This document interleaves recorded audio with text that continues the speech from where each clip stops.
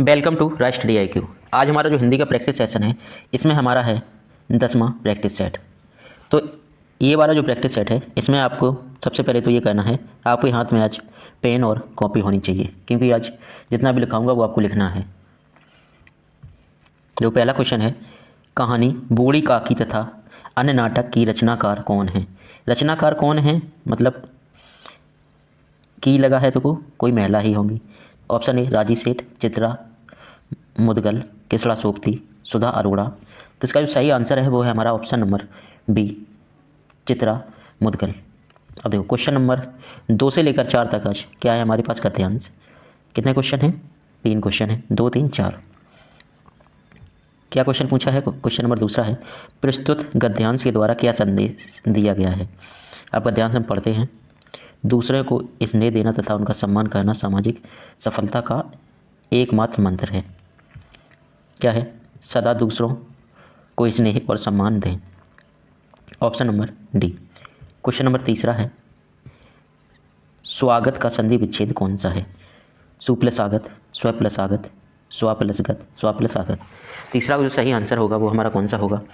Option number ए, सु plus आगत। अगर मैं आपसे ये पूछूं कि स्वागत में कौन सी संधि है, तो स्वागत में हमारे है कौन सी संधि? एड़ संधि। एड़ संधि। अगर मैं आपसे यहीं पर यह पूछ दूं कि एड़ संधि स्वर संधि है या व्यंजन संधि, ये किस संधि के अंतर्गत आती है, तो ये हमारी आती है किसके अंतर्गत? स्वर संधि। स्वर संधि। और मैं आपसे अगर ये पूछूं कि स्वर संधि के कितने भेद होते हैं, स्वर संधि के 5 भेद होते हैं। कौन कौन से? एक होता है क्या? दीर्घ स्वर संधि। अगला होता है क्या? गुण स्वर संधि। गुण स्वर संधि। वृद्धि वृद्धि स्वर संधि, एड़ स्वर संधि, अयादि अयादि स्वर संधि। ये होगी क्या? 5 स्वर संधि, दीर्घ स्वर संधि, गुण स्वर संधि, वृद्धि, एड़, अयादि। ऑप्शन में ऐसा भी आ सकता है, आपको 3 ऑप्शन दे दिए और एक रख दिया क्या? व्यंजन संधि। पूछ दिया कौन सा स्वर संधि नहीं है। अगला क्वेश्चन है, रंच मात्र भी अभिमान ना था का तात्पर्य कौन सा विकल्प दर्शाता है। क्वेश्चन नंबर 4 है, इसका जो सही आंसर है वो है हमारा ऑप्शन नंबर सी, जरा सा भी अभिमान ना था। क्वेश्चन नंबर 5 है, विग्रह की दृष्टि से दिए विकल्पों में कौन सा विकल्प अनुचित है। वन में वास, जल की धारा, चंद्र का प्रकाश, देश पर निकाला। देश पर निकाला होता है? नहीं होता है। क्या होता है? देश से निकाला। देश से निकाला। देश से निकाला। तो कौन सा सही है? Option number D. Question number 6 है, यक्ष देवता की एक खाली स्थान होती है, वाक्य को उचित विकल्प से पूर्ण करें। क्या होती है? प्रकार, रूप, कोटि या जाति। तो ये जब यूपीएसआई में क्वेश्चन आया था, यूपीएसआई में जब ये क्वेश्चन आया था तो वैसे इनके दोनों विकल्प सही हैं, सी और डी। उस टाइम में जब ये क्वेश्चन आया था तो यूपी पीआरबीपी ने पीवी ने जो सही ऑप्शन माना था वो दोनों को ही माना था। क्वेश्चन नंबर 7 है, हिंदी में रिपोर्ताज विधा का जनक किसे माना जाता है। रिपोर्ताज विधा का जनक किसे माना जाता है? रामविलास शर्मा, राम कुमार वर्मा, शिवदान सिंह चौहान, नंद दुलारी वाजपेयी। अगर आपने हिंदी में प्रथम वाला वीडियो देखा है तो उसमें करवा चुका हूँ कि जो प्रथम रिपोर्ताज है वो किसने लिखा था। जो अब जिसने स्टार्ट की होगी उसी ने तो पहला लिखा होगा। तो इसका सही आंसर कौन सा है? Option number C, Shivdan Singh Chauhan ने। और कौन सा था? वो था हमारा लक्ष्मीपुरा। ये लिखा था दिसंबर, टाइम था इसका दिसंबर 1938। तो शिवदान सिंह चौहान क्या है? रिपोर्ताज विधा का जनक। और पहला कौन सा था? लक्ष्मीपुरा। ये लक्ष्मीपुरा किसी का नाम नहीं है, ये क्या है? ये रिपोर्ताज का नाम है क्या? लक्ष्मीपुरा। क्वेश्चन नंबर 8 है, यदि वर्षा होती तो सूखा न पड़ता। यदि बारिश होती तो सूखा न पड़ता। इस वाक्य में काल का कौन सा रूप है? हेतु हेतुमत, भविष्यकाल, संभाव्य भविष्यकाल, संदिग्ध भूतकाल।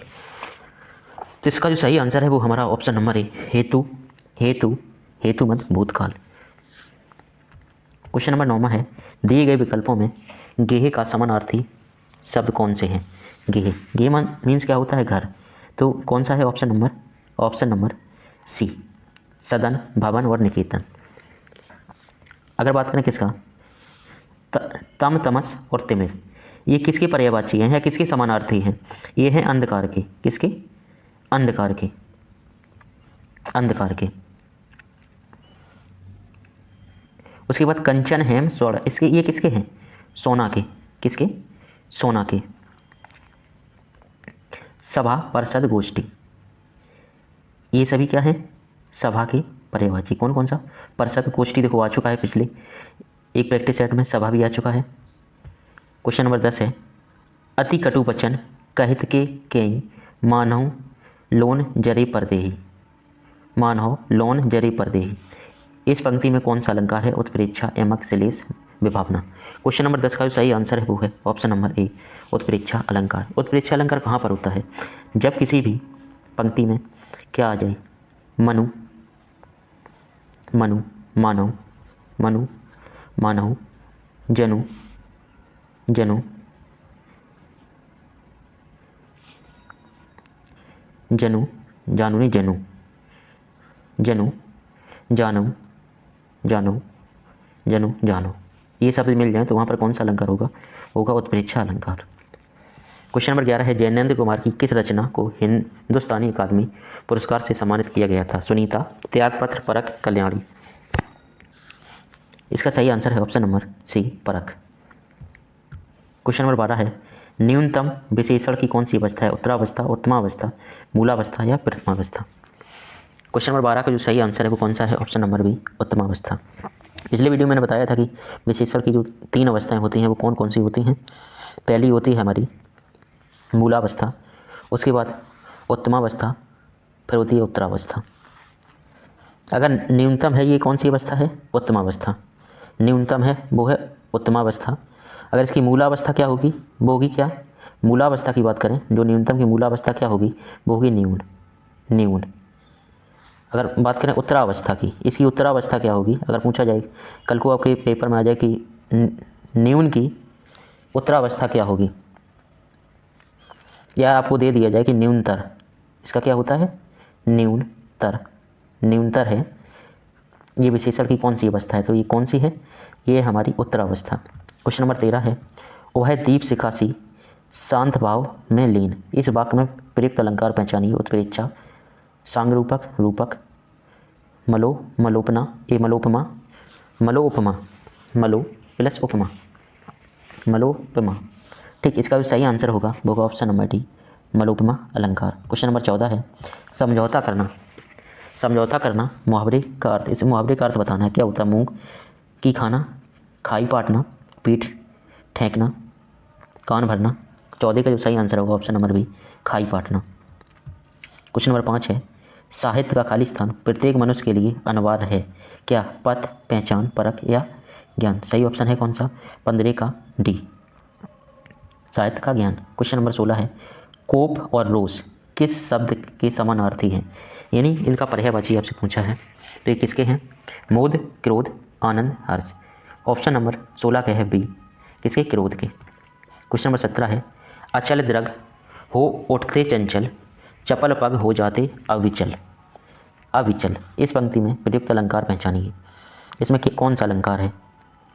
क्वेश्चन नंबर संदेह अलंकार, विरोधाभास अलंकार, भ्रांतिमान अलंकार, उपमा अलंकार। तो इसका सही आंसर है 17 का, वो कौन सा है? ऑप्शन नंबर बी, विरोधाभास अलंकार। दिए गए विकल्पों में संधि शब्द का विलोम शब्द पहचानिए। विक्रय, सरस, सुगम, सार्थक। संधि का विलोम क्या होता है? विक्रय। कौन से शब्दों का विकल्प स्त्रीलिंग में नहीं आता है? स्त्रीलिंग में नहीं आता है। गंगा, यमुना, पंजाबी, बंगाली, सप्ताह, महीना, आँख, नाक। इसका जो सही आंसर क्या है? सप्ताह। ये सब क्या है? ऊपर वाले क्या हैं? ये पुल्लिंग है ऊपर सब, और 3 विकल्प क्या हैं? ए, बी और सी क्या है? स्त्रीलिंग।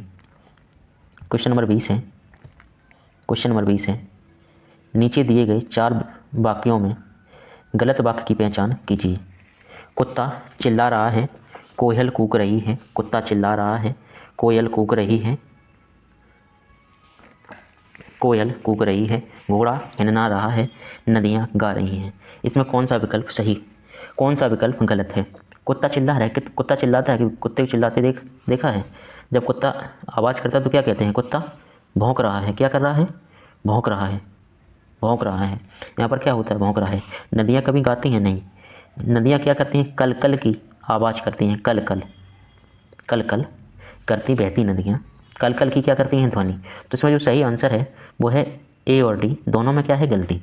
ये जब यूपी पुलिस एसआई में आया था तब दोनों को। क्वेश्चन नंबर 21 है, बात का धनी होना दिए गए विकल्पों में किस मुहावरे का अर्थ है? सच्चा होना, निस्वार्थ होना, वायदे का पक्का होना, बात को मानने वाला। तो 21 का सही आंसर होगा वो होगा ऑप्शन नंबर सी, वायदे का पक्का होना। क्वेश्चन नंबर 22 है, निम्नलिखित में से कौन सा शब्द एक वचन है? कौन सा शब्द एक वचन है? कल भी हमने लिखा था अलग से, तो आपको इसमें बताना कौन सा एक वचन है। तो 22 का बिल्कुल सही आंसर क्या है? आकाश। कल हमने ये तीनों ऑप्शन लिखे थे ऊपर, जब क्वेश्चन निकाला था तो लिखा था कि प्राण, दर्शन और आंसू ये हमेशा क्या होते हैं? ये हमेशा होते हैं क्या? बहुवचन के रूप में प्रयुक्त होते हैं। क्वेश्चन नंबर 23 है, भ्रांति मान अलंकार का उदाहरण निम्न में से कौन सा है?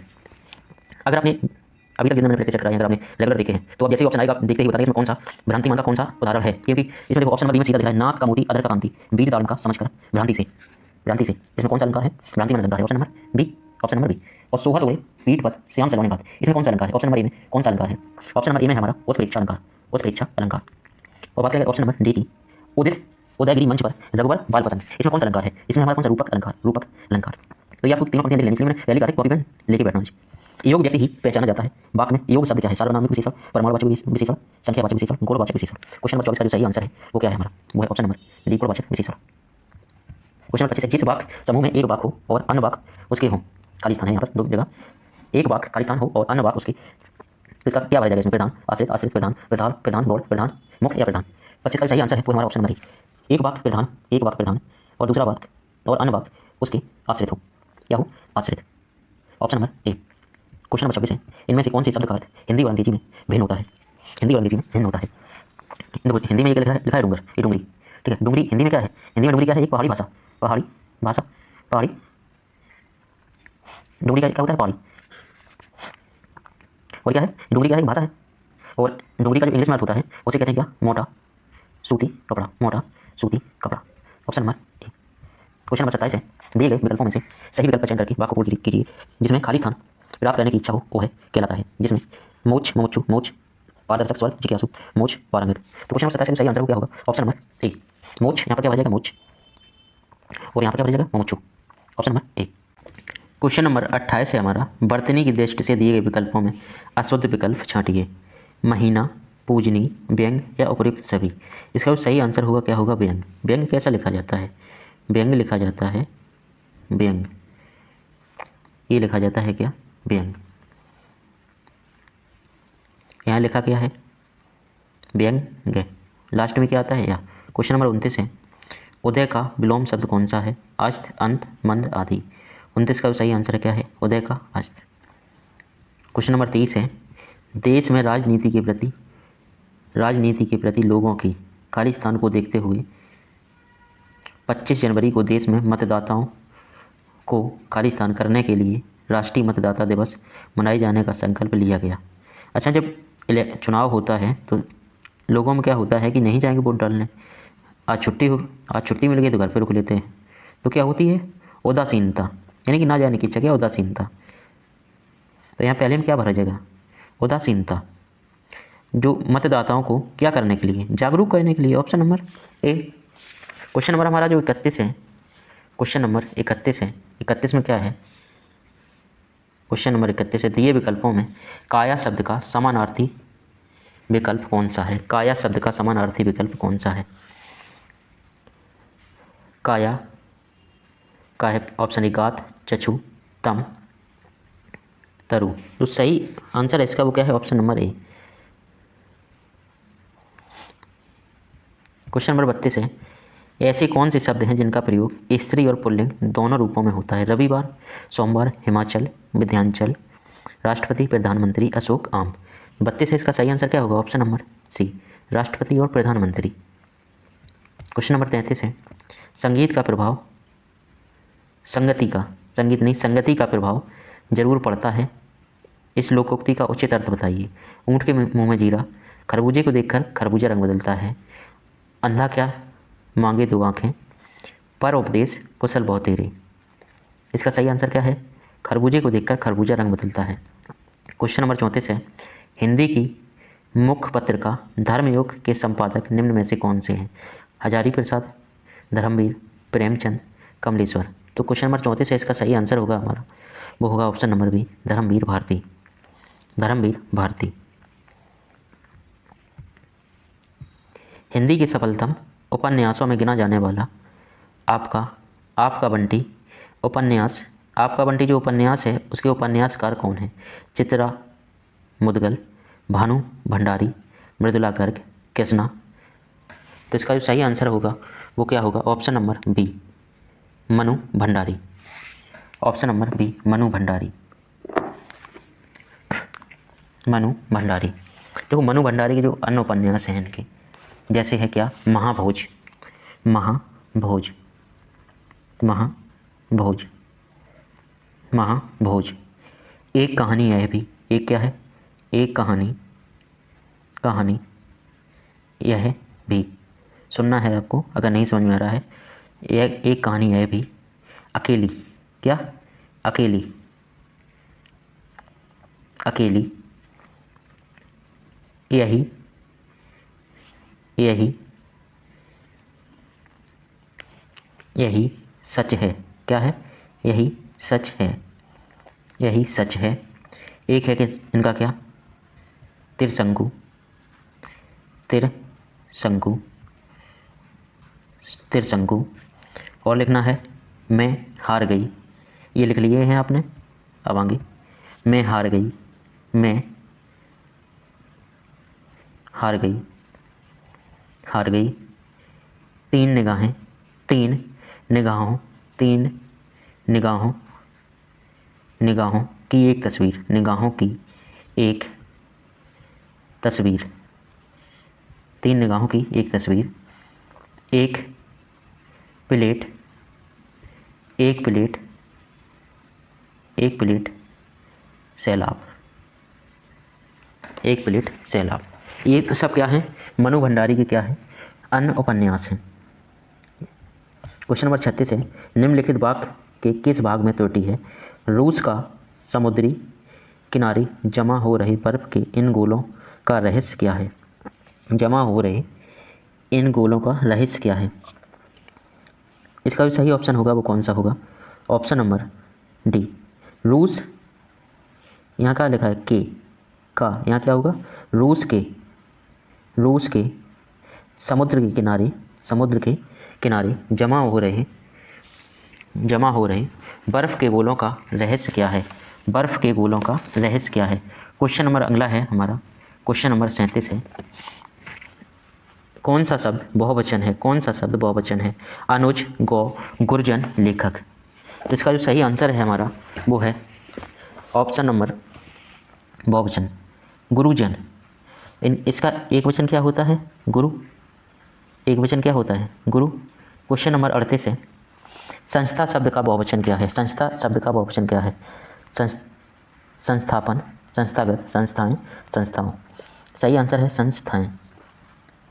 क्वेश्चन नंबर 39 है, हजारी प्रसाद द्विवेदी द्वारा रचित निबंध कौन सा है? यानी कि हजारी प्रसाद द्विवेदी द्वारा रचित कौन सा निबंध, इसमें कौन सा निबंध है? कुटज, उत्सव, बुढ़ापा, कुछ। इसका सही आंसर है हमारा ऑप्शन नंबर ए, कुटज।